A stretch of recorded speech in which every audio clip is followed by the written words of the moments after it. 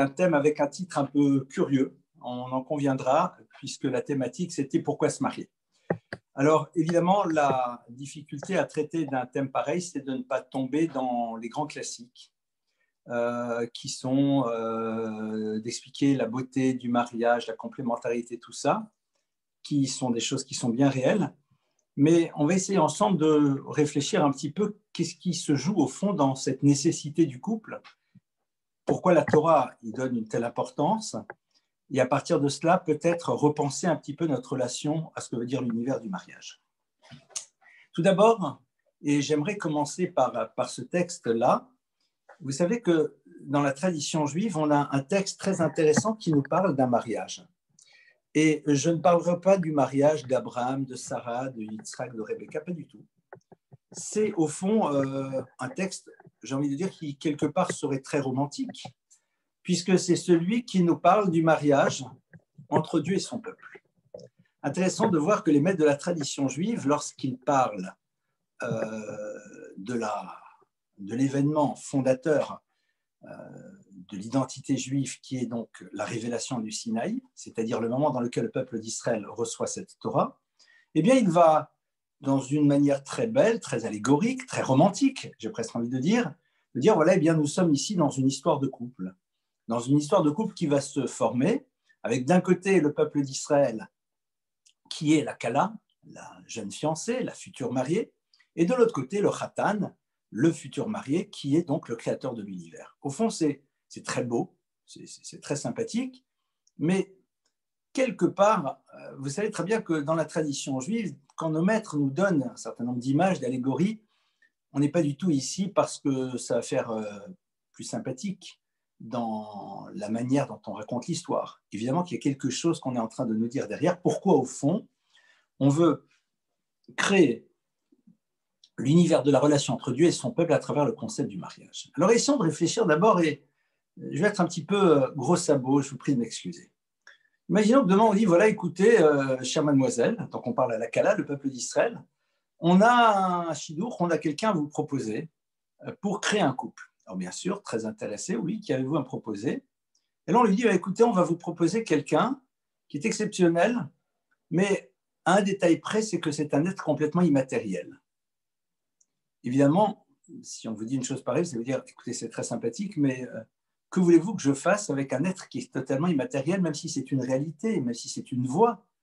Mais un couple, c'est la rencontre entre deux êtres faits de chair et de sang.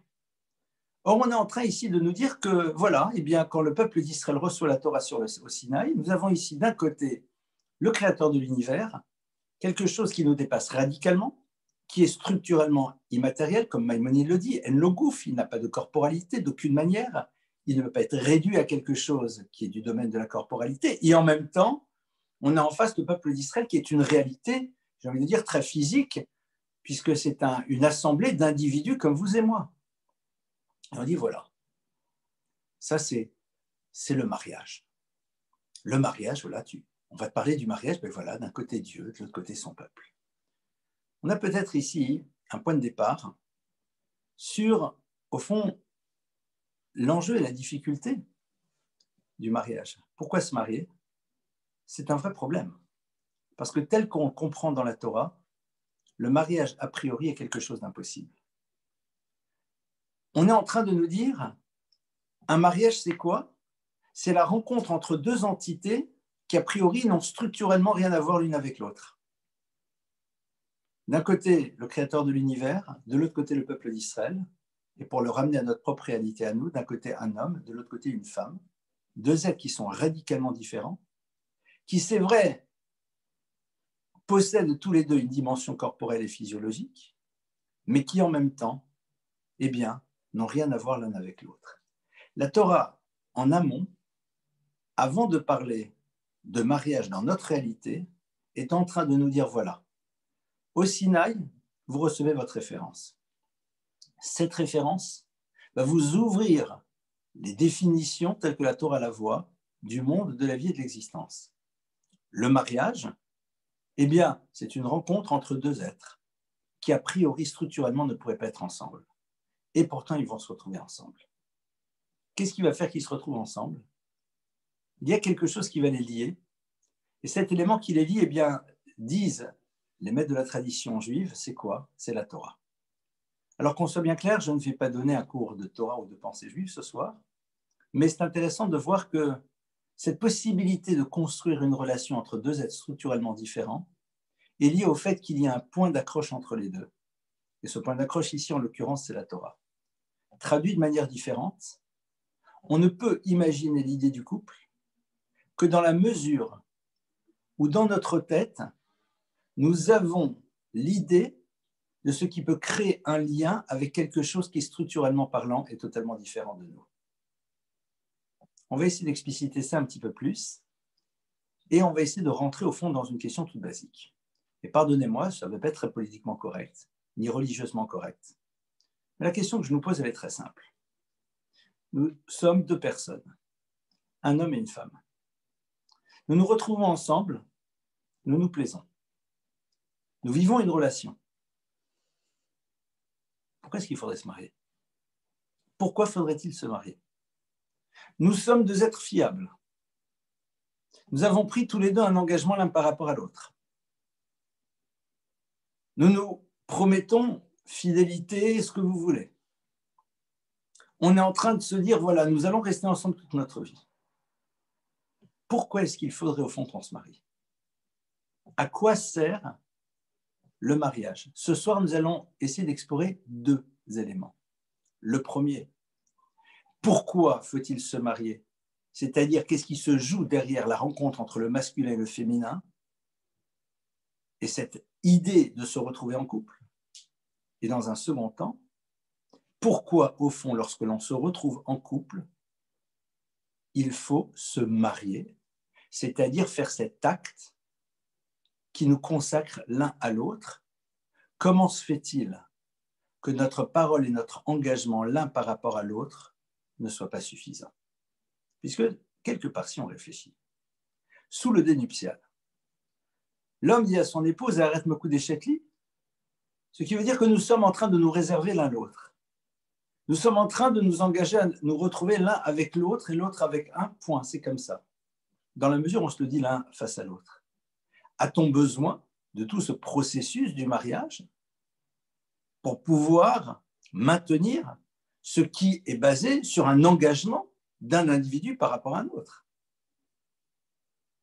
Pourquoi?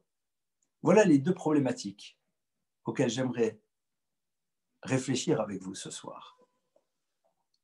Le premier point, évidemment, c'est peut-être de s'interroger sur tout d'abord ce qu'est l'humain au masculin et l'humain au féminin.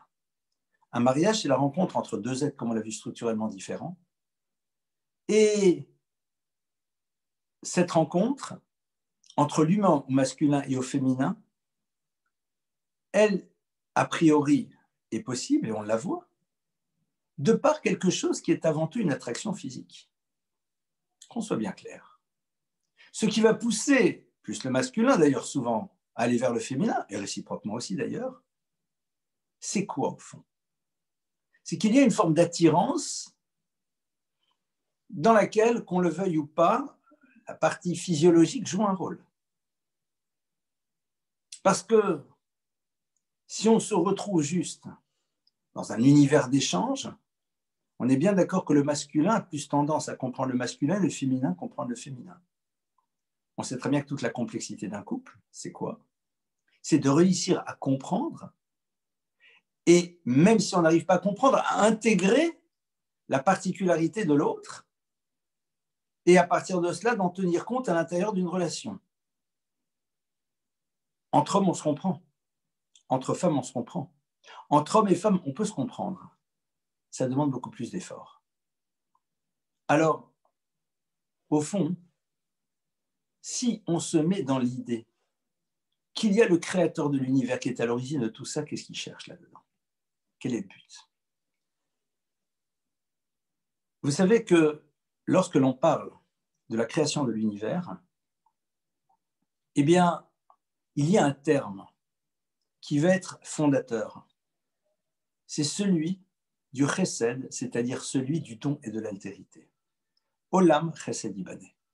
l'univers a été créé autour de cette dimension d'altérité, c'est-à-dire de cette capacité de donner à un autre. Le principe même de l'altérité, c'est d'être capable de se tourner vers l'autre dans cette différence radicale, de m'arracher à ma dimension égocentrée et de lui apporter quelque chose. La rupture qui existe entre l'humain au masculin et l'humain au féminin est là parce que tout simplement, on ne peut construire un monde d'altérité si nous ne sommes pas confrontés à un autre dans sa dimension radicalement différente de la nôtre. Et évidemment, la partie d'attraction, disent nos maîtres, et c'est un texte du Talmud très intéressant, qui nous dit qu'au fond, cette partie attractive qui existe entre l'homme et la femme, qui obéit à toutes sortes de choses, est là pour pouvoir nous pousser à avoir envie d'aller vers cette dimension-là, mais de rencontrer la dimension essentielle qui est, ai-je envie de construire une vie autour d'un principe d'altérité ou pas. Le point de départ du mariage, pourquoi se marier? C'est pour pouvoir s'inscrire à l'intérieur de ce projet qui est celui de l'humanité, c'est-à-dire de faire preuve dans la totalité de notre existence de cette dimension de don et d'altérité. Et c'est vrai que ça peut sembler surprenant. Un de nos maîtres contemporains les plus prestigieux, qui s'appelait le Rav Dessler, va écrire dans un de ses ouvrages l'idée suivante. Rav Dessler va expliquer et nous dire que dans le monde, il y a deux catégories d'individus. Il y a l'univers de ceux qui prennent et de ceux qui donnent. L'univers de ceux dont la finalité de leur propre existence, c'est eux-mêmes. Et c'est la raison pour laquelle tous leurs mouvements ont comme but ultime eux-mêmes. Ils peuvent être à un moment dans le don, dans la mesure où ce don nourrit un besoin d'avoir une image positive d'eux-mêmes. Je donne et je me vois donner et je me sens bien de me voir en train de donner. Ça renforce l'image narcissique que j'ai besoin d'avoir de moi-même. Pourquoi pas? Mais au fond, la finalité, c'est mon bien-être. La finalité, c'est comment je vais me sentir moi. Et puis, il y a ceux qui se voient avant tout comme étant vecteurs d'une réalisation dans cet univers. Et la première chose qu'ils ont envie de construire, c'est de pouvoir être le support du bien-être de l'autre dans la rencontre qu'ils auront avec lui. Et c'est autour de ça que va s'inscrire l'idée même du pourquoi se marier. Se marier, c'est se confronter à une situation dans laquelle je vais pouvoir donner et ce don-là sera sans doute un des plus complexes qu'il soit parce qu'il demandera de ma part un effort constant pour pouvoir y à la fois découvrir le besoin réel de l'autre, ne pas être dans un investissement dont le but, c'est d'avoir un retour et d'être heureux de voir que l'on peut être à l'origine du bien-être de l'autre et que c'est ça qui va être présent à l'intérieur de nous-mêmes et cependant toute notre existence. Pourquoi se marier? Pour pouvoir vivre le projet que Dieu a pour l'univers, qui est d'être un monde dans lequel ce concept d'altérité est présent de manière constante chez l'individu. Et au passage, lorsque cette idée est présente chez les deux individus qui se rencontrent, à ce moment-là, on construit véritablement ce qui va s'appeler le couple. Je reprends, parce que nous sommes ici dans une idée qui est fondamentale. Rav Dessler donc nous dit « noten ou notel ». Soit je fais partie de l'univers de ceux qui donnent, soit je fais partie de l'univers de ceux qui cherchent à prendre.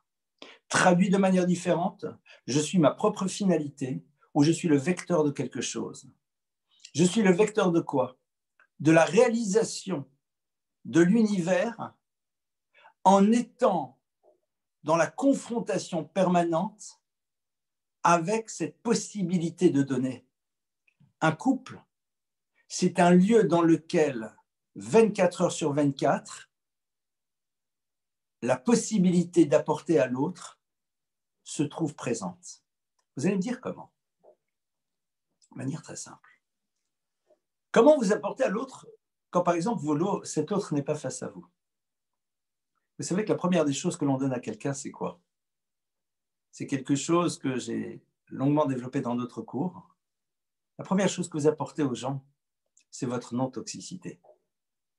Notre non-toxicité, c'est-à-dire le désir, lorsque la rencontre a lieu, d'être l'individu le plus parfait, si j'ai envie de m'exprimer ainsi, face à l'autre, pour que l'autre n'ait pas besoin d'utiliser ses énergies pour se protéger de la dimension toxique qui pourrait être présente chez nous. Ça veut dire que le fait que je sache que je vais rencontrer cet autre tout à l'heure, ce soir, demain matin, cet autre est mon conjoint, eh bien, si nous nous inscrivons dans cette dimension-là, dans laquelle, pourquoi se marier? C'est pour être en permanence dans cette dimension d'altérité. La première démarche d'altérité que l'on peut avoir, c'est d'être dans ce désir permanent d'être le moins toxique et donc de faire un travail par rapport à nous-mêmes. Ce qui veut dire que de manière indirecte, la finalité du couple, pourquoi on va se marier, pour pouvoir être dans cette dynamique du don qui nécessairement va nous emmener à être dans une transformation permanente de nous-mêmes. Le Gaon Vilna va nous dire que la finalité de la vie de l'humain, c'est d'être capable de se transformer. Et il continue en disant ces mots, Ve'im lav, et sinon, la malo chaim, à quoi sert son existence? Tu n'es pas là pour pouvoir devenir un dictionnaire ambulant. Tu n'es pas là pour créer des choses à des instants précis par rapport aux bénéfices que tu pourras en avoir vis-à-vis de toi. Ce que l'on attend de l'humain, c'est qu'à travers cette confrontation à l'autre, il fasse un travail de transformation de lui-même qui l'amène à ne plus pouvoir être le même à la fin de son existence par rapport à ce qu'il était au début. Évidemment, on peut comprendre alors mieux ce texte dans lequel nos maîtres nous disent que dans l'absolu, entre guillemets, n'importe qui pourrait se marier avec n'importe qui. Et n'entendons pas le mot n'importe qui de manière péjorative, évidemment. C'est-à-dire n'importe quel individu pourrait se marier avec n'importe quel individu.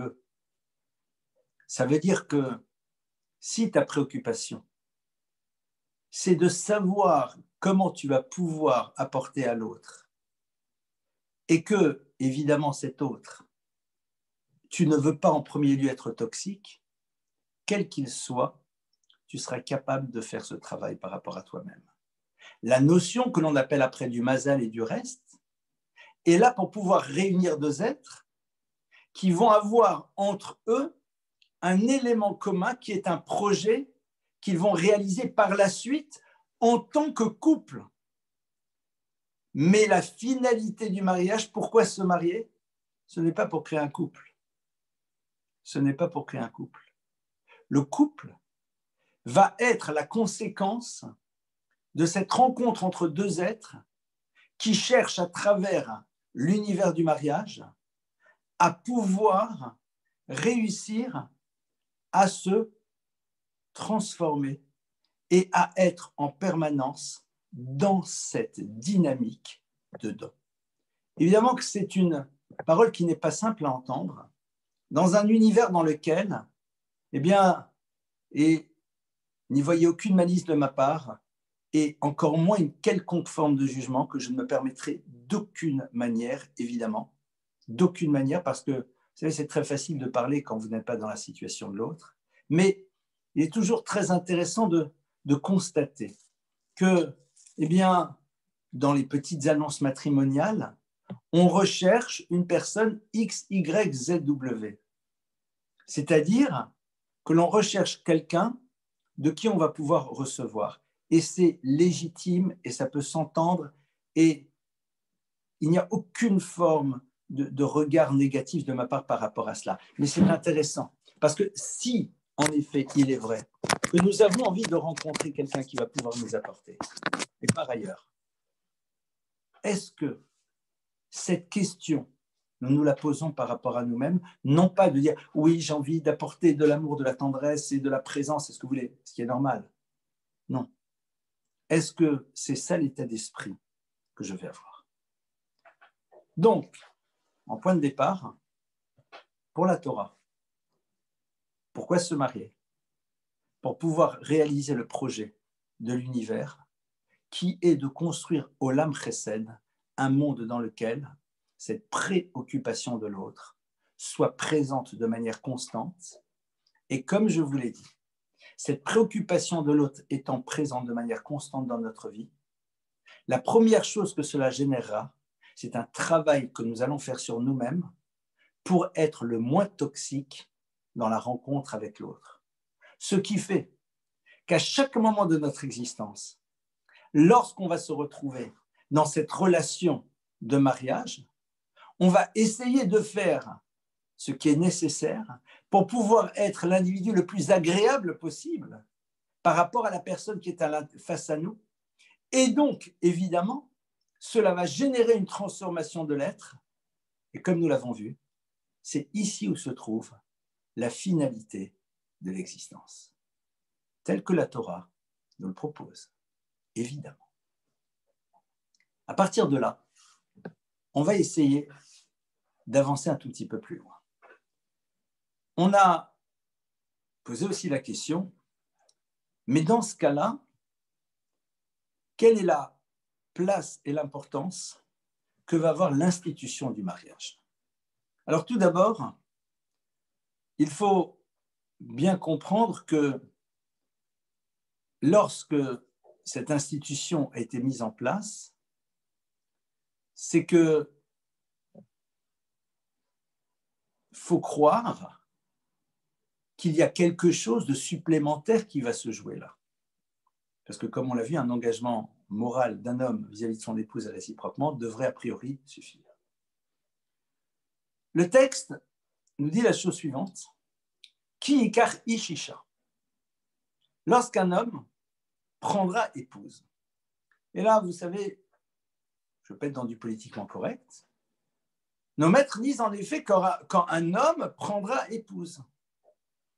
Et ce qui est très intéressant, c'est que le premier texte du Talmud qui nous parle du mariage dans sa dimension légale, d'accord, religieuse, on va dire la chose suivante, Haisha niknit, une femme, la femme, niknit est littéralement achetée, soit par un contrat de mariage, soit par une certaine somme.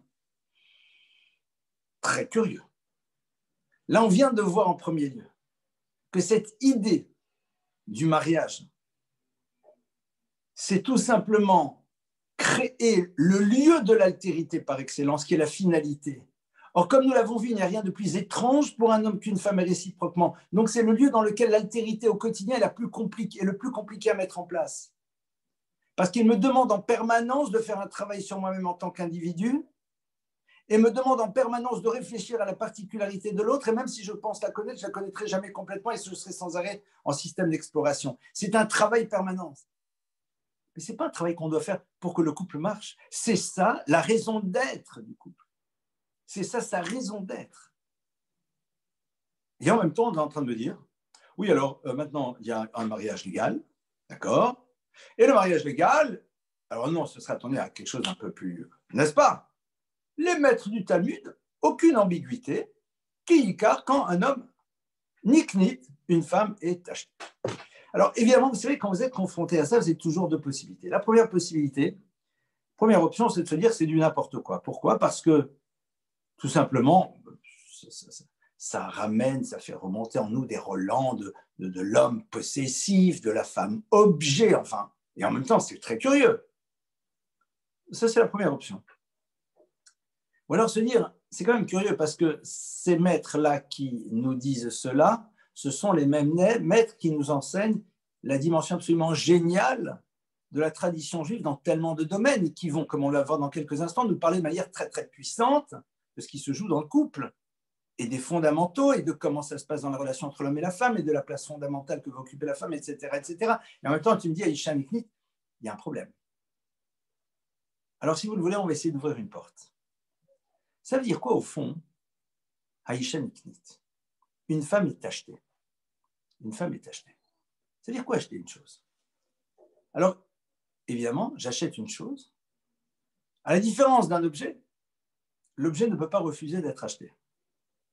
Pardonnez-moi d'utiliser pour l'instant ces termes, et je vous prie, mesdames qui êtes à l'écoute et mesdemoiselles, d'entendre pour l'instant les mots que je prononce au second degré. On va donner le sens parce que ça peut être péjoratif, et même si je donnais l'explication, c'est peut-être pas très agréable de l'entendre de cette manière.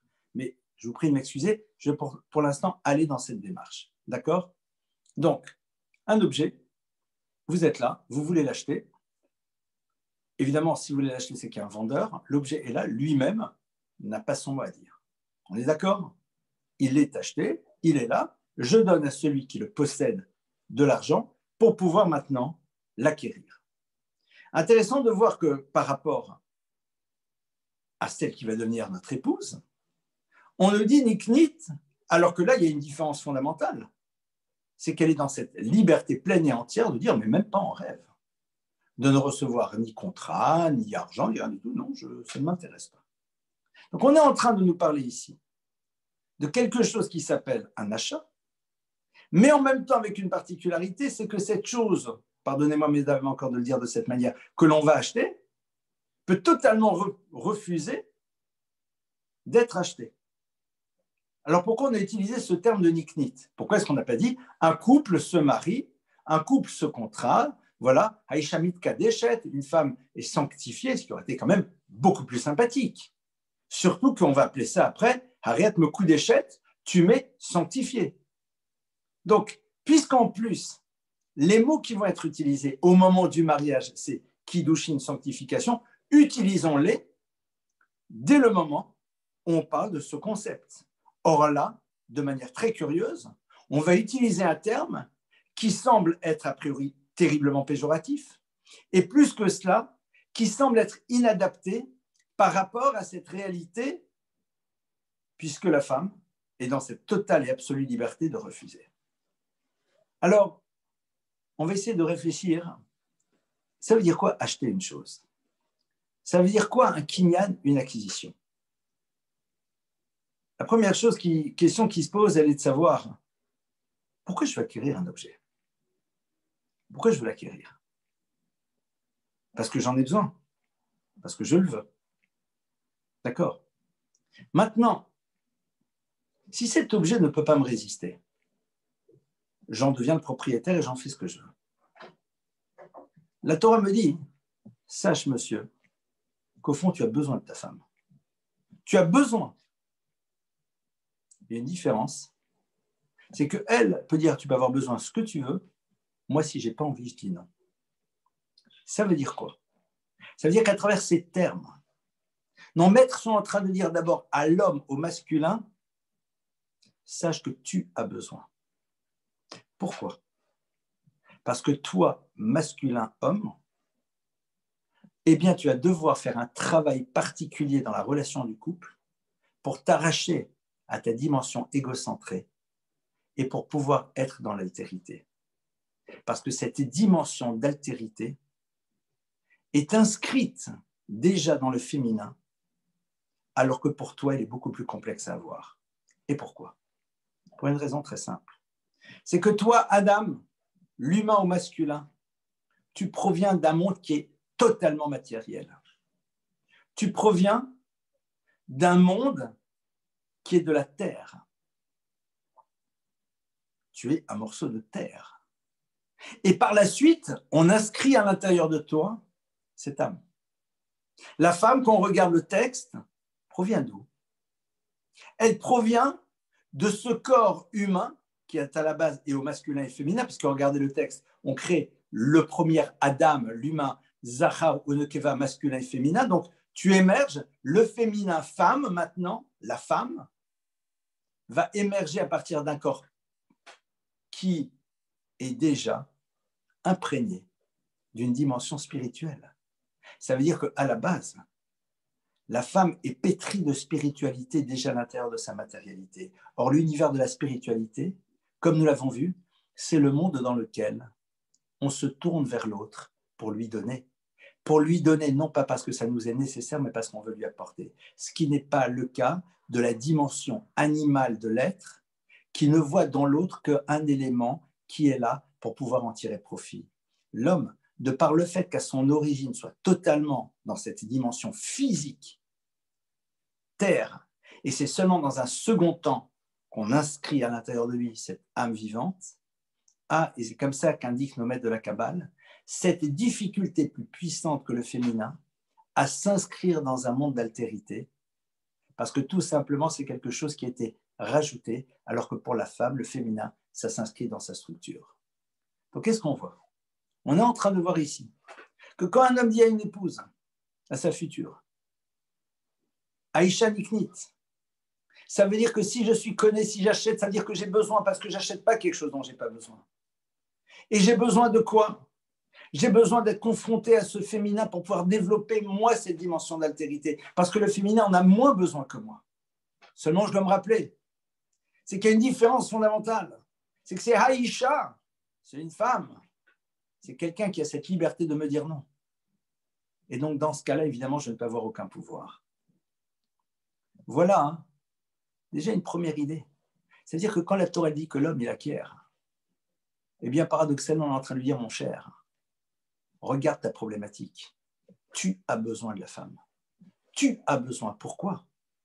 Parce que naturellement parlant, tu as moins cette propension à être dans le don.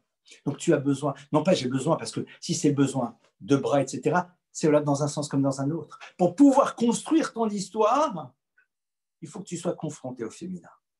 Parce que ce féminin va t'obliger à faire un travail colossal qui est de t'inscrire dans un monde du don.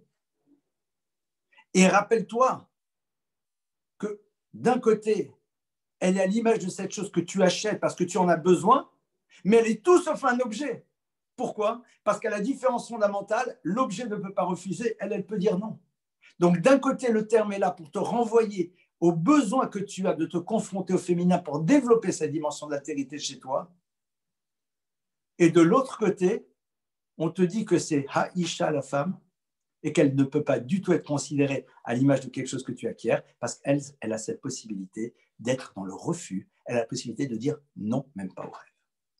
À partir de là, on peut peut-être mieux comprendre pourquoi se marier dans la dimension, j'ai envie de dire, religieuse, même si j'aime pas trop le terme. Pourquoi? Parce que, qu'est-ce qui va se jouer au moment du mariage? Est-ce qu'au moment du mariage, l'homme va dire à la femme, voilà, on se jure, fidélité, obéissance l'un à l'autre, je t'obéirai, tu m'obéiras, on s'obéira tous les deux ensemble, blablabla, ce que vous voulez, et tous les termes qu'ils ont envie de choisir, fais-toi plaisir. Dites-vous tout ce que vous avez envie de dire. Qu'est-ce que Dieu vient faire dans cette histoire? Qu'est-ce qu'Hachem vient faire dans cette histoire? Et là, on revient au premier mariage de l'histoire dans lequel on est en train de dire, sache une chose, c'est que dans l'absolu, si derrière ça, il n'y a pas un projet commun, il y a quelque chose qui à terme sera impossible. Et ce projet commun, c'est quoi? C'est d'accepter ce que Dieu attend de nous. Et la première chose qu'il nous demande, c'est de nous unir sous une choupa. La réponse va vous paraître un petit peu curieuse. Au fond, aller et décider d'aller se marier religieusement, c'est décider à deux que nous avons décidé d'obéir à un commandement divin qui nous demande de passer sous une choupa. Ça veut dire que ce qui nous lie, c'est l'acceptation d'une dimension qui nous dépasse, mais que nous acceptons complètement. Et ça, c'est au fond la base même d'un couple. Pourquoi? Parce que dans un couple, la Torah va être présente. Et elle va dire à un moment, oui, voilà ce que l'on attend de toi. Oui, voilà ce que l'on attend de toi. Oui, voilà comment tu dois te dépasser. Est-ce que cette idée d'accepter quelque chose qui est au-dessus de nous fait partie de cette rencontre que nous avons l'un vis-à-vis de l'autre? Sans faire de la psychologie de prise unique, avec la petite expérience que j'ai dans ce domaine, il y a un point qui est très intéressant de voir dans les couples qui fonctionnent. C'est lorsque l'idée d'accepter quelque chose qui me dépasse est présente à l'intérieur de moi-même. Or, logiquement parlant, quel est l'intérêt d'aller devant un rabbin, de prendre un verre de vin, de parler devant le verre de vin et d'avoir un dé nuptial, etc. Quel est l'intérêt? Et de faire ces bénédictions. Oui, ça peut être sympa. Mais on te dit, s'il n'y a pas ça, il s'agit... Comment va? Ça, c'est le folklore. On le met, on ne le met pas. D'ailleurs, certains aujourd'hui ont décidé de faire cette histoire de folklore. X fait la bénédiction, on ne fait pas celle-là, on en invente d'autres et on raconte. C'est une ambiance. Et si tu fais de ça une ambiance, ça veut dire que la base même, tu n'as pas compris. Pourquoi je fais comme ça et pas autrement? Parce que Dieu m'a demandé. Parce que derrière le couple, il y a cette idée d'accepter quelque chose que tu ne comprendras peut-être pas nécessairement dans un premier temps, mais que tu acceptes d'inscrire. Et cet état d'esprit-là, il se doit d'être présent chez les deux membres du couple. Si tu attends de comprendre complètement l'autre pour pouvoir agir comme l'autre attend, je vous garantis que les choses, elles seront légèrement complexes.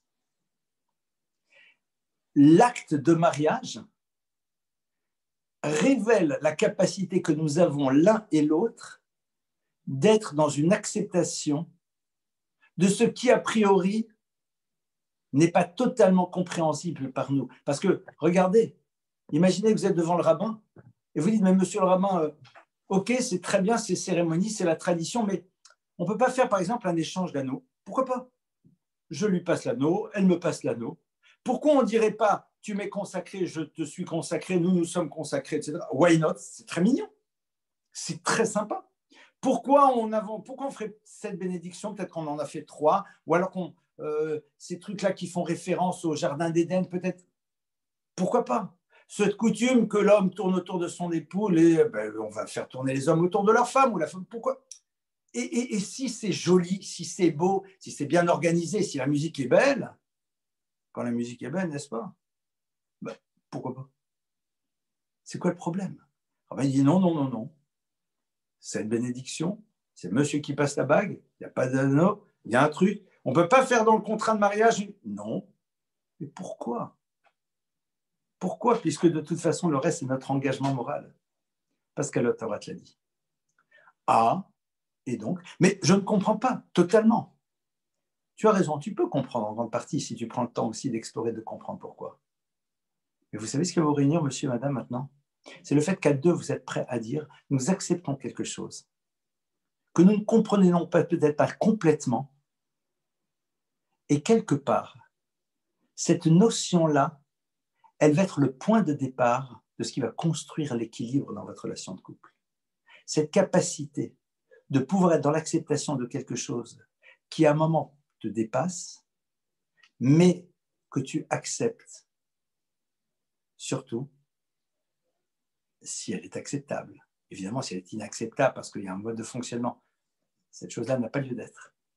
Et derrière cela, bien sûr, on peut pénétrer maintenant l'univers dans lequel on va vous expliquer la sainteté du mariage, évidemment, et la symbolique des 7 bénédictions. Et c'est pourquoi l'homme qui passe au doigt de l'épouse. Et qu'est-ce que représente la bague? Et le Maharal de Prague. Je vais vous en donner une ou deux idées, et c'est des choses qui sont absolument merveilleuses.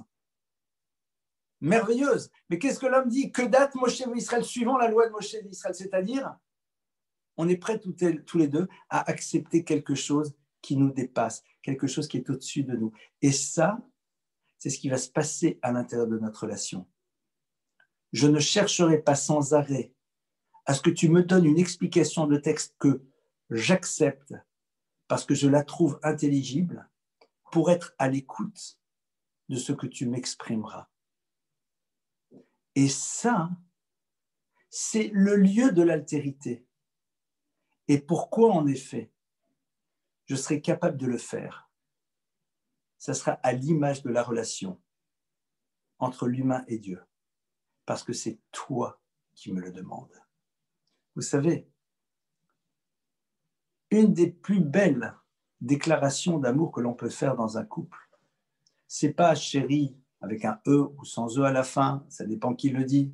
Je t'aime, tu es la plus merveilleuse avec toi, truc, et sans toi, non, c'est très beau. N'hésitez pas, si vous êtes en couple, à le dire, surtout si vous le ressentez. Sinon, après, ça fait un peu réchauffer. Mais la plus belle déclaration d'amour, c'est quand votre conjoint, monsieur vis-à-vis de madame, madame vis-à-vis de monsieur, vous demande quelque chose et vous le faites.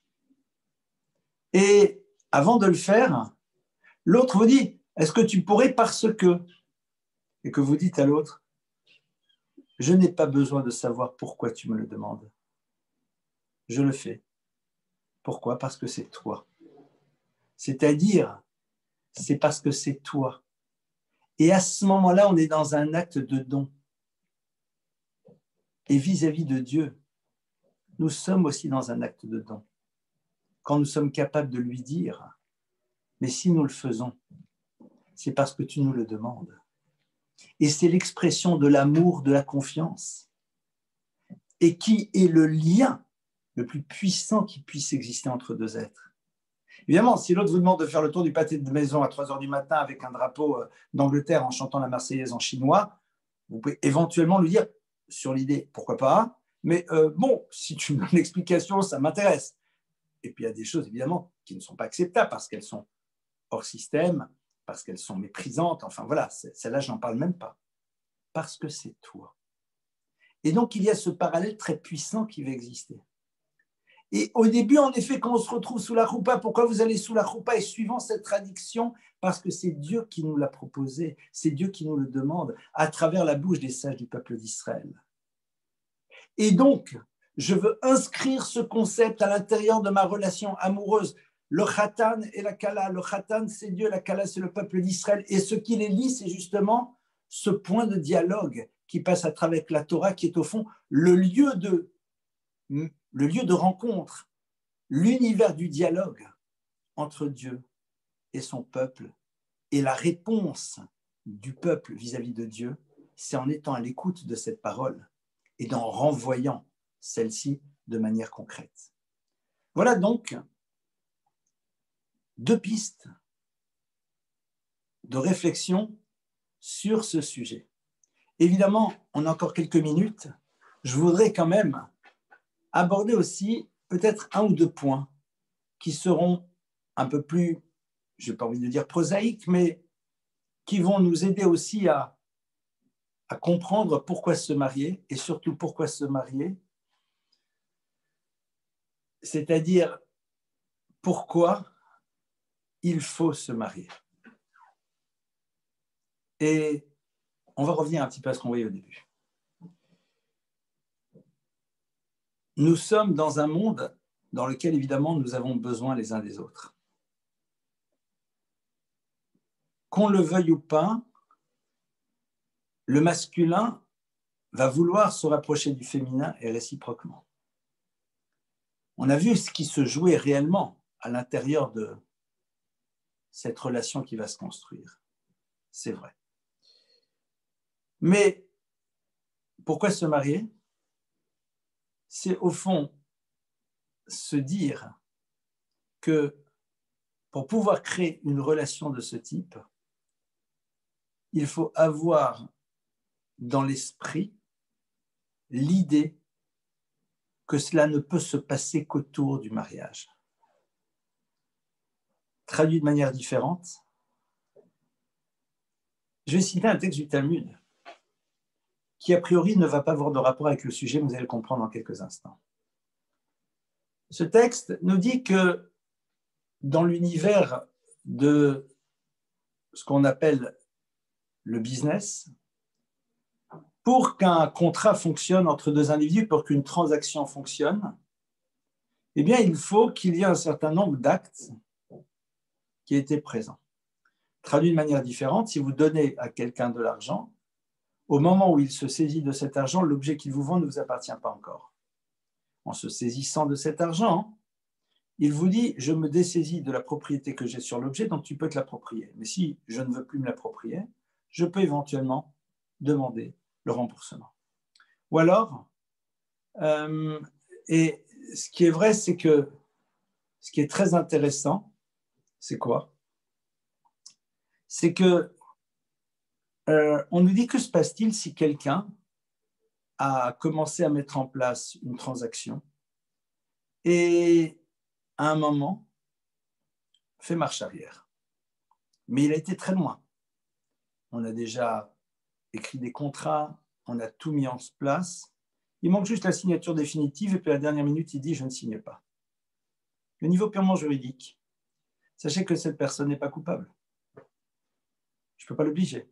On a écrit le contrat, tu ne l'as pas signé, tu ne l'as pas signé. Ça m'embête. Je me suis investi, j'ai pris du temps, j'ai rêvé. Comme ça. Mais le Talmud, dans le traité de Baba Metzia, nous dit « Mishepara ». Celui qui a fait payer Sodome et Gomorrhe, c'est-à-dire le créateur de l'univers, celui qui a fait payer ces civilisations complètement perverties et les a sanctionnées, lui gérera le cas de quelqu'un chez Eno Omed Bedibro qui n'est pas littéralement debout sur sa parole. Ça veut dire quoi? Ça veut dire que la Torah dit, évidemment, dans le monde des relations, on peut laisser croire à quelqu'un quelque chose. Et on peut, à la fin, se protéger en disant, mais je suis désolé, ça n'a pas été jusqu'au bout. Traduit de manière différente dans l'univers de la rencontre qui peut aboutir à un mariage, je ne t'ai jamais dit que je comptais me marier. Oui, mais la manière dont la relation fonctionne depuis quelque temps me laissait penser qu'a priori, ça allait aboutir sur cela. Des déclarations, des postures, et comme on dit un peu dans nos sociétés, voire plus si affinité, n'est-ce pas? D'accord? Oui, mais je ne t'ai jamais dit. Tu as raison. Tu as raison. Légalement parlant, on ne peut rien faire. Mishepara. Mais là, c'est en direct avec Dieu. Traduction. Le fait d'avoir en tête que le mariage, c'est le lieu de l'altérité, c'est rendre pour soi impossible un monde de relations dans lequel, à terme, je pourrais faire souffrir l'autre. Clairement. Au-delà du fait que je vais lui faire souffrir, je peux lui fermer la porte à son futur couple potentiel. Parce que vous savez, quand vous avez été blessé dans une relation dans laquelle vous avez eu l'illusion d'un futur, que celui-ci n'a pas existé, eh bien la prochaine fois que vous êtes dans une rencontre, vous avez peur, vous vous protégez. Et c'est totalement légitime. Mais peut-être que cette rencontre aurait pu aboutir. Quelque part, le premier nous a pris notre possibilité de couple. Mais il a commencé la relation en voulant donner. Mais la finalité du don, c'était lui-même.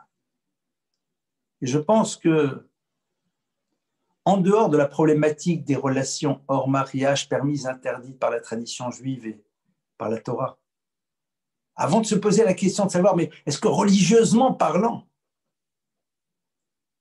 il y a ce texte du Talmud qui te dit Mishepara. La finalité d'un couple, c'est le don. Est-ce qu'au moment où tu entreprends ta démarche, tu n'es pas en train de mettre en place quelque chose qui serait exactement le contraire? Et c'est la raison pour laquelle, si dans ta tête, tu n'as pas compris ce que veut dire l'univers du mariage pour la Torah, et pourquoi se marier? Pour pouvoir être dans un monde d'altérité en permanence. Alors qu'est-ce que tu commences cette relation? Pourquoi tu la commences? À quoi elle sert?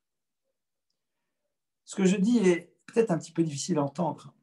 Et je dis de manière un petit peu pesante, et je vous prie de m'en excuser. Je crois qu'on a le droit à un moment de s'interroger soi-même et d'amener surtout les uns les autres à s'interroger. Et quelque part, on a essayé de voir ce soir cette double dimension. Et à la fois, le couple comme étant une nécessité pour pouvoir réaliser un projet d'existence qui est d'être dans l'univers du don permanent, avec l'être le plus complexe qui soit, parce que nous y sommes confrontés au quotidien dans sa dimension radicalement différente. Et le fait que dans ce mariage que l'on appelle religieux, eh bien, il y a une acceptation de part et d'autre, de quelque chose qui est au-dessus de nous, pour introduire à l'intérieur de notre vie de couple cette capacité à aimer profondément l'autre et à être à l'écoute de son besoin. Pourquoi ? Parce que tout simplement, c'est lui. Voilà quelques idées que je voulais partager avec vous sur ce sujet. Si vous le voulez, nous allons prendre maintenant un petit quart d'heure pour vos questions par écrit, évidemment. Je vous prie d'avoir l'élégance de ne pas envoyer de messages que j'appellerais parfois un peu bas de gamme, mais je pense que personne ici ne le fera. Et on va essayer maintenant, pendant un quart d'heure, si vous le voulez bien, de répondre à vos questions que vous allez envoyer par écrit. J'ouvre déjà la partie conversation. Voilà. Très bien, j'ai 4 marques, mais pour l'instant, nous n'avons pas encore de questions qui arrivent. Prenons le temps un instant qu'elles soient rédigées pour les personnes, en tout cas, qui désirent en poser. Je vous attends. Je pose la question juste à l'animateur. Est-ce que tout le monde peut en effet écrire? Oui, je suis là. Voilà. Alors, j'ai une question là sur le chat. Alors moi aussi, je viens de la lire. Super. Comment faire quand on est jaloux de son conjoint? Alors, être jaloux de son conjoint, alors il y a 2 lectures dans votre question. La première, être jaloux dans cette jalousie positive, de voir que l'autre a une dynamique positive et qu'on aimerait avoir la même, c'est très bien. À ce sujet-là, il y a marqué « Kinat sofrim tarbe chorma », la jalousie des personnes que l'on appelle sofrim, c'est-à-dire des maîtres, mais les maîtres, c'est vous et moi aussi, c'est-à-dire c'est de ceux qui ont envie d'apprendre et d'évoluer, eh bien, développent. Donc parfois, on peut être en admiration et être jaloux. Moi, je suis très jaloux de mon époux sur certaines choses parce que je dis, waouh, c'est génial. Vous voyez l'autre avec ses qualités, vous dites, on est légèrement à la traîne, on aimerait beaucoup avoir ses qualités. Au contraire, l'autre va être source d'inspiration, c'est top.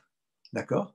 Maintenant, évidemment, si c'est la problématique de la jalousie, je suis jaloux parce que l'autre parle à X, Y, Z, là, il faut en effet souvent, je pense, faire un travail par rapport à soi. C'est-à-dire qu'il y a souvent derrière cela une forme de manque de confiance en nous-mêmes et donc cette peur irraisonnée que nous ne soyons pas suffisamment importants face à l'autre et que l'autre, donc, à travers cela, au sens même le moins péjoratif du terme, aille voir ailleurs. C'est-à-dire ce aille voir ailleurs, je ne parle pas dans un aille voir ailleurs bas de gamme, c'est que est-ce que je suis quelqu'un de suffisamment important, qui a suffisamment de valeur pour que l'autre puisse être avec moi et n'ait pas besoin de se retrouver avec un tiers. Donc c'est avant tout une interrogation sur sa propre place et sur sa propre importance. Et le travail, c'est d'abord, pourquoi je n'ai pas suffisamment conscience de la place et de l'importance que j'ai, et après au niveau de la relation du couple, comment faire pour dire à l'autre que j'ai besoin qu'il me révèle ma place et mon importance à travers une manière d'être, des mots et ce que vous voulez. Au passage, c'est sans doute un des problèmes les plus classiques dans les relations de couple, c'est de savoir verbaliser nos attentes et nos besoins, et surtout, et il n'y a aucune dimension évidemment péjorative là-dessus, pour le féminin, puisque au fond, l'être féminin, disent nos maîtres, voudrait plus profond d'elle-même que le masculin puisse comprendre réellement ce dont elle a besoin, même si elle ne l'exprime pas. Mais les hommes ne sont pas tous des prophètes, et c'est vrai que avoir le courage d'exprimer son besoin n'est pas quelque chose de simple, mais qui est fondamental, et je pense que c'est quelque chose qui peut aider beaucoup dans ces problématiques de jalousie. Alors, comment savoir si c'est nous qui sommes un poison pour notre conjoint ou bien si c'est lui qui n'accepte pas la relation de couple, le partage à 2? Là, vous n'y allez pas de main morte, mais je comprends. Enfin, je pense que je comprends un tout petit peu ce que vous êtes en train de me dire. On n'a pas à se poser la question, est-ce que je suis un poison pour mon conjoint ou alors c'est lui qui ne veut pas la relation du couple? Évidemment, ce qui est intéressant, c'est de se dire, est-ce qu'aujourd'hui, parce que c'est ça le point essentiel. Est-ce que je donne à l'autre la première chose dont il a besoin, c'est-à-dire lui révéler la place et l'importance qu'il a vis-à-vis de moi, à travers le poids et l'importance que je donne à ce qu'il exprime, à ce qu'il dit. Dès lors que l'on essaye au maximum de faire en telle sorte de révéler à l'autre sa place et son importance à travers une posture, à travers une attitude, à ce moment-là, on peut imaginer qu'on n'est pas poison. Maintenant, il est fort possible que dans nos postures relationnelles, nous posons une problématique à l'autre pour de multiples raisons, mais là, ce n'est pas le sujet de ce cours. Et évidemment, c'est des choses qui se traitent dans un univers souvent de thérapie de couple. Alors, c'est possible que la nature soit inversée, un homme donneur et une femme plus égoïste? Oui, bien sûr. Là, on parle de manière générale. C'est vrai qu'il y a parfois des femmes qui sont moins donneuses que leur conjoint, mais c'est parfois aussi il y a des déceptions ou des peurs. Et il y a aussi des hommes qui sont donneurs. Mais, vous savez, je vais vous donner une image. Alors, je suppose qu'on continue à voir avec la caméra. Donc, je vais faire une image. L'image est la suivante. Imaginez que je suis là, vous me voyez. Et puis, on va prendre comme symbole mes mains. D'accord? Donc, mes mains sont là. Et le matin, je me réveille. Et mes mains qui symbolisent ma capacité à donner, eh bien, commencent donc à s'exprimer. D'accord? Elles commencent donc à agir. Vous êtes bien d'accord que la première personne qui va être touchée par cette dimension du don, ça va être celle qui est à côté de moi, c'est-à-dire mon épouse, mon époux, nos enfants, etc. Et au fur et à mesure, toutes les personnes qu'on va remonter dans notre univers. On est donneur que dans la mesure où les premières personnes qui reçoivent, c'est avant tout celles et ceux qui sont autour de nous. Pourquoi? Parce que si vous avez une identité de don, eh bien les premières personnes qui profitent de votre identité, c'est votre cercle le plus proche et puis par la suite des cercles de plus en plus larges. Donc ça, c'est important à savoir. Et en effet, on peut parfois être dans une dimension de don, mais réaliser que peut-être la première personne à qui on donne, ce n'est pas nécessairement notre conjoint. Et là, il y a lieu de s'interroger. Alors,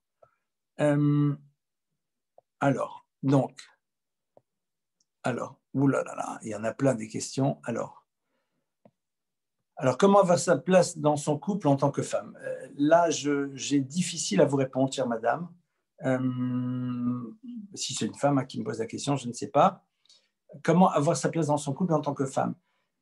C'est vrai qu'une place, en vérité, on en a une et on demande à l'autre de nous faire prendre conscience que l'on a une place. Et c'est de nouveau cette idée de demander à son conjoint de nous révéler notre importance à travers la manière dont il va fonctionner dans la relation. Normalement, c'est ce qui s'apprend avant le mariage, c'est-à-dire, vous savez que dans un couple, il faut se respecter. Or, la notion du respect en hébreu se dit kavod, et kavod vient de la racine kaved, kaved ça veut dire lourd. Et respecter l'autre, c'est lui donner du poids. Et donc, évidemment, la meilleure manière de révéler à l'autre qu'il a une place, c'est de donner du poids à ce qu'il est, ne serait-ce qu'à travers la posture et l'attitude que l'on a lorsque cette personne est face à nous, et à travers l'importance que l'on donne à sa parole, à son point de vue et à sa présence. Comment savoir si on est réellement sincère dans ce que l'on donne? On n'est jamais totalement sincère. Évidemment, c'est quelque chose qui se travaille.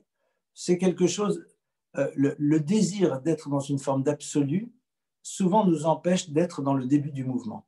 Ce que je me permets de partager avec vous, c'est qu'on sait très bien qu'il y a toujours quelque chose de personnel au début. Et l'idée, c'est d'avoir envie, à un moment, d'être véritablement dans cette altérité et d'être heureux de voir que l'on a permis à l'autre d'être heureux. Vous allez dire, mais au fond, derrière ça, je suis heureux. Ouais, j'ai le droit d'être heureux, de voir que j'ai réussi à être le support de ce qui a pu apporter à l'autre. Et ça, je pense que c'est quelque chose de très authentique. Comment expliquez-vous le fait qu'énormément de jeunes de 25 à 35 ans soient encore célibataires dans la communauté, qu'ils sont dans une réelle recherche du mazal depuis plusieurs années? Alors ça, je suis désolé, mais je vais un petit peu switcher. Pourquoi? Pas parce que votre question n'est pas intéressante, bien au contraire. Je vais donner, Bezrat Hashem, une conférence spécifiquement sur cela, sur qu'est-ce qui se joue dans la difficulté de rencontrer son conjoint. Mais là, c'est vraiment une conférence en tant que telle, et je vous prie de m'excuser vraiment si je ne réponds pas à cela.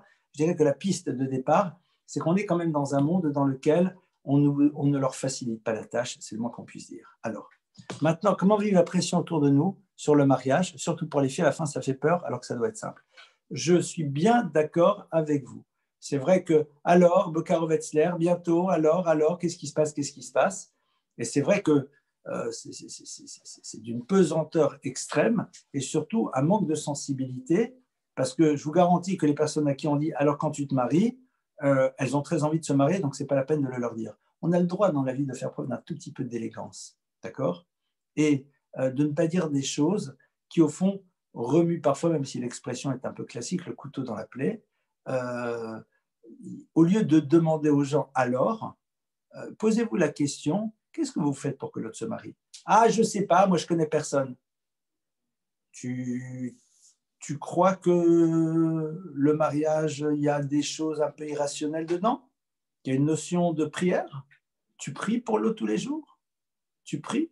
Tu as décidé de faire quelques télim et pas d'annoncer sur tous les groupes. Alors, cette semaine, nous allons faire télim pour XY, je prends temps. Je ne juge pas les personnes. Parfois, c'est pour créer une dynamique de groupe. Hein. Je suis sûr que les personnes qui le disent font ça pour créer une dynamique de groupe. Mais dans son coin, est-ce qu'on fait ce qu'il faut pour que quelqu'un puisse se marier, ne serait-ce qu'à travers notre fila, ne serait-ce qu'à travers des télim? Avec tout le respect que je dois pour les gens, mais peut-être qu'il faut commencer par cela, plutôt que de dire des phrases qui, au fond, qui quelque part sont parfois extrêmement pesantes.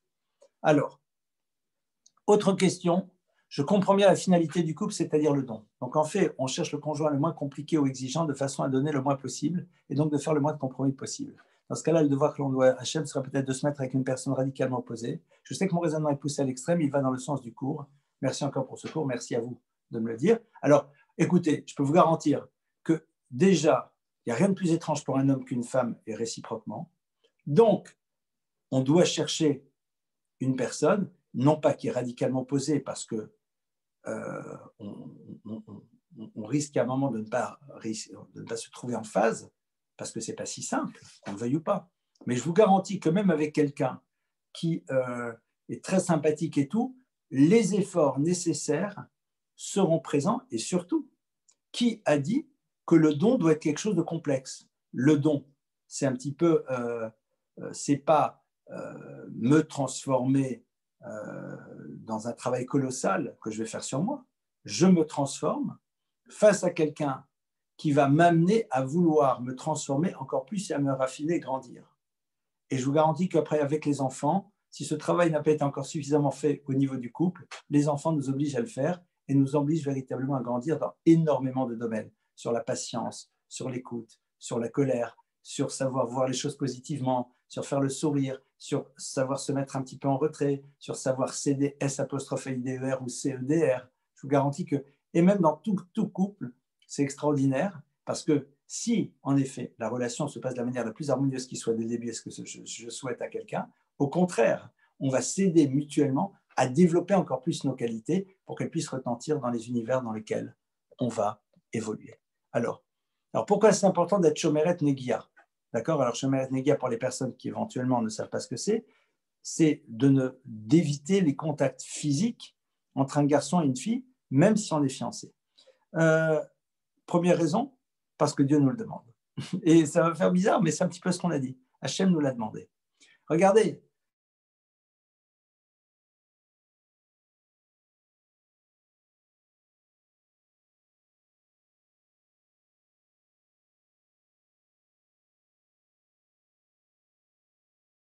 Cette notion. Et au passage, dire, au fond, quelque part, je ne vois pas où est le problème. Même si, entre vous et moi, ce n'est pas si simple, parce qu'un doigt plus un second doigt, plus la suite, et puis après, pourquoi est-ce que je suis proche de l'autre? Qu'est-ce qui m'intéresse chez l'autre? Qu'est-ce que l'autre m'apporte? Vous savez, quand vous mélangez le désir à la relation, parfois c'est un peu compliqué. Hein. Mais au-delà de ça, qui est un sujet en tant que tel que je traiterai sans doute une autre fois, première raison, c'est parce qu'Hachem me l'a demandé. Et je lui fais confiance pour pouvoir en effet être à l'écoute et faire ce qu'il attend de moi, ce qui est au passage, comme on l'a vu, le préambule de ce qui va se jouer à l'intérieur du couple. Comment être sûr d'être prête à donner, donc chercher à se remarier?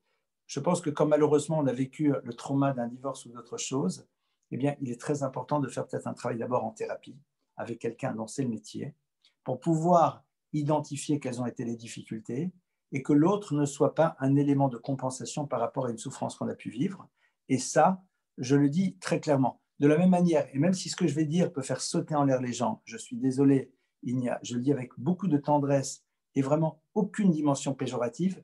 De la même manière, quand quelqu'un cherche à se convertir, souvent, s'il faisait une bonne thérapie auparavant, il réaliserait que, eh bien, il n'a peut-être pas besoin d'aller vers la conversion pour véritablement se retrouver dans l'équilibre qu'il recherche. Je ne dis pas que les gens qui se convertissent ont besoin d'une thérapie parce qu'ils sont dans un déséquilibre, mais évidemment, quand on va passer d'un stade à l'autre, quand on est passé d'un stade marié à divorcé, c'est une personne qui n'était pas impliquée dans le judaïsme à quelqu'un qui va l'être, il est peut-être intéressant de faire un travail avec un tiers pour pouvoir être sûr que l'on a bien compris ce qui se joue à l'intérieur de nous, à l'intérieur de cette démarche. Je n'ai pas dit, et je répète, qu'une personne qui voudrait se convertir a besoin d'une thérapie parce qu'elle est en déséquilibre. Je ne le dis pas, et qu'on soit clair, parce que j'aime pas, parfois les gens vont dire, ça peut être intéressant d'utiliser un univers thérapeutique pour s'interroger sur ce que pourraient être les raisons qui nous poussent à, et parfois découvrir que ce sont des raisons merveilleuses et exceptionnelles qui vont faire de nous quelqu'un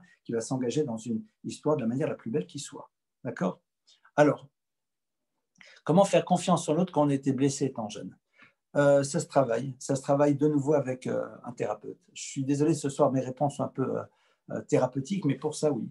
Quand on a été blessé, quand il y a une souffrance, on a besoin d'une oreille neutre, de quelqu'un dont c'est le métier. D'accord ?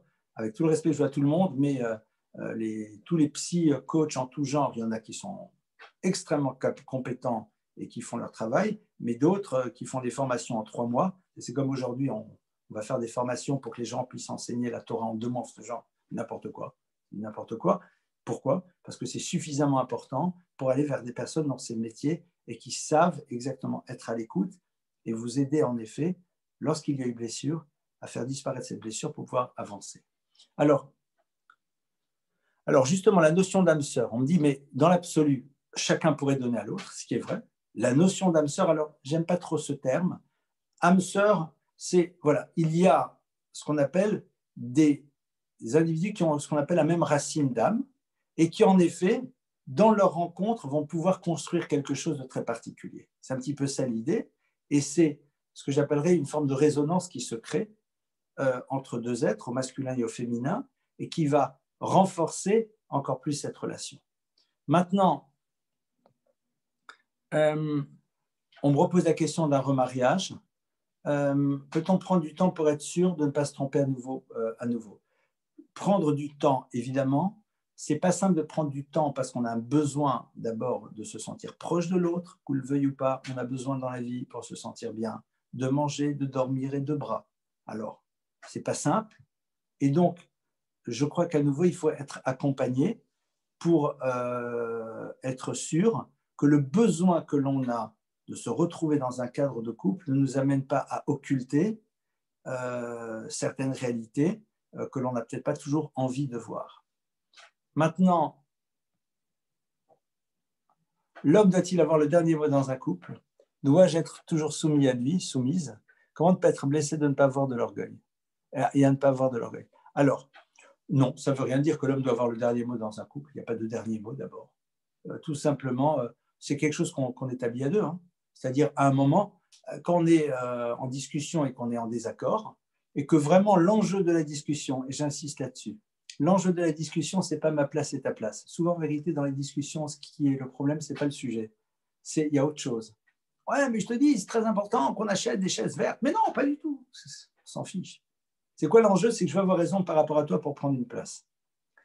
Au passage, les échanges dans un couple, pour qu'ils soient les plus fructueux possibles, il faut créer ce qui va nous amener l'un à l'autre à nous sentir chacun à notre place. Quand chacun sent qu'il existe et qu'il a une place, l'enjeu des discussions, c'est le sujet et pas ma place.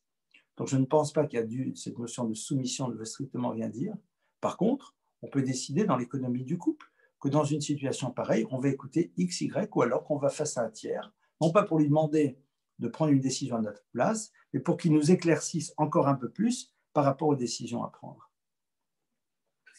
Si un homme ne veut pas être shomer negia, qu'est-ce qu'on fait ?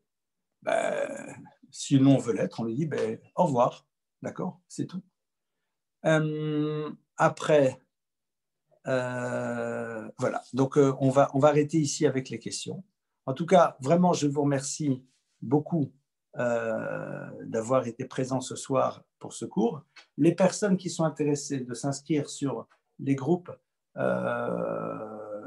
WhatsApp pour suivre les autres cours que je donne peuvent m'envoyer sans problème un mail à Elie, E-L-I-E, @lamed, L-A-M-E-D, lamed, comme la lettre lamed.fr, Elie, E-L-I-E, @lamed, L-A-M-E-D.fr. Je me permettrai de leur envoyer un lien WhatsApp pour pouvoir être sur ces groupes dans lesquels nous diffusons donc les différents cours quand ils ont lieu et les thématiques. Je vous remercie de votre présence. Merci à vous, Rav Lemel, surtout. Voilà. Pour ces paroles, au Hachem, très, très, très enrichissantes et remplies de bon sens comme toujours. Donc, je vous remercie à mon nom et au nom de Menorah Live aussi d'avoir donné de votre temps pour cette conférence et pour aider le maximum de personnes. Merci beaucoup à vous. Shavuot Tov et d'excellentes nouvelles. Shavuot Tov. Merci, Amen. Au revoir.